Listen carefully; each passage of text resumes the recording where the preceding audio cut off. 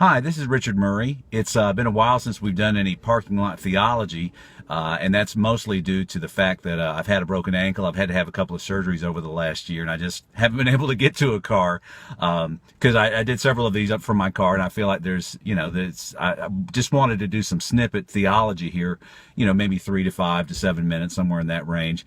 But anyhow, I'm back and I'm able to drive again, and I should be able to weight bear here on my ankle in a couple of weeks. I appreciate y'all's prayers. I know a lot of you have been praying for me. I really feel it and I covet it, and I really do. And I think this is just a way too. I know I do a lot of riding, but it's a way for for you to put a face with it.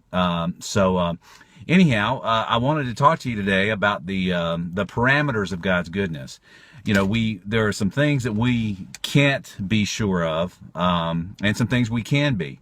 And I think when we're coming into it from the Lord's perspective, trying to fix our image of God. When we magnify the Lord, when we fix our heart on the Lord, what is the image we're fixing it on? Is it just a nebulous cloud of unknowing, or is it somebody that's touched us? Is there a personal presence there that we're connecting with?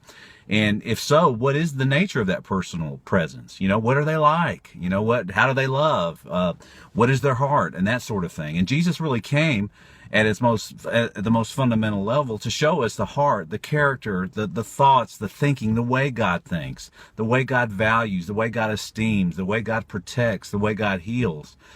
He came to reveal those things to us. So really what comes, as A.W. Tozer said, and I quote it all the time, what comes to your mind when you think about God is the most important thing about you, because by a secret law of the soul, you grow to resemble your image of God. And if you view God as bipolar, as having a right hand of love and a left hand of wrath, then you're going to grow to resemble that. That's going to be ingrained into your psyche, and it's going to shape your conscience. It's going to shape the projector, your inner projector of what you perceive God to be, and you'll follow that. So, the parameters of God's goodness. The first one has got to be God is light, and in him is no darkness. That verse is in 1 John. And it's really the foundational verse, because so many people say there is darkness in God. And in fact, the Old Testament in some different places says that there's darkness in God. It says it creates darkness. It says that shall there be evil in a city and the Lord not have done it? And the answer is yes. Yes, there shall be evil in a city and the Lord hasn't done it. But the implication when it was written is that he is the author of evil. And that comes from the fact that the Jews did not have a differentiated view of God. They come from a very hyper sovereign mindset, which says that both good and evil come from God's hand, that Satan is just an obedient servant angel just doing what God told him to do. But Jesus comes in the New Testament and gives us a drastically different picture. He comes and shows that Satan is a cosmic rebel, that he's against the purposes of God. In John 8:44, he tells us that he is a liar and a murderer from the beginning. All right, he isn't carrying out the Father's orders. He's trying to destroy this free ecosystem of love and a hope that we have here, that God has placed here. Satan is the enemy that's trying to destroy our souls. And whether you think Satan is just a dark dynamic that works in us corporately, sort of an internet of darkness that works amongst us all, or whether he's a fallen angel. I happen to believe he's a fallen angel. Jesus 3 times called him the archon, the ruler of this world. And Paul called him in Corinthians the God of this world.